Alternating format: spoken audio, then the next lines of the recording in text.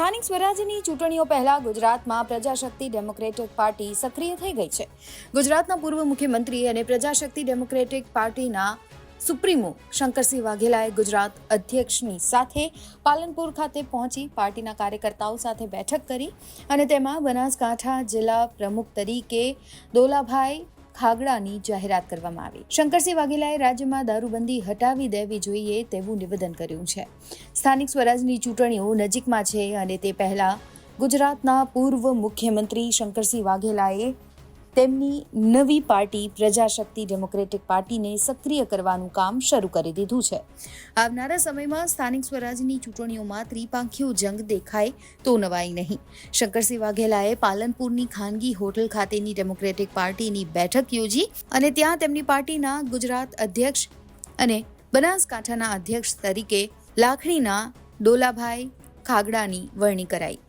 જોકે વિવાદિત નિવેદન કરતા શંકરસિંહ વાઘેલાએ કહ્યું છે કે ગુજરાતમાંથી દારૂબંધી હટી જવી જોઈએ અને એનું કારણ એ છે કે ગુજરાતનું કોઈ એવું ગામ નહીં હોય જ્યાં કોથળીઓ નહીં મળતી હોય. ત્યારે રાજસ્થાન, મહારાષ્ટ્ર સહિતના રાજ્યોમાં દારૂબંધી નથી.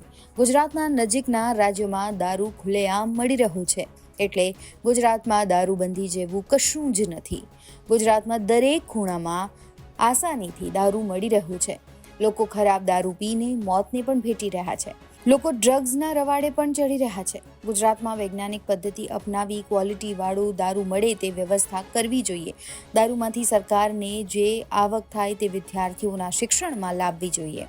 ગરીબ લોકોના આરોગ્ય પાછળ તેનો ખર્ચ કરવો જોઈએ.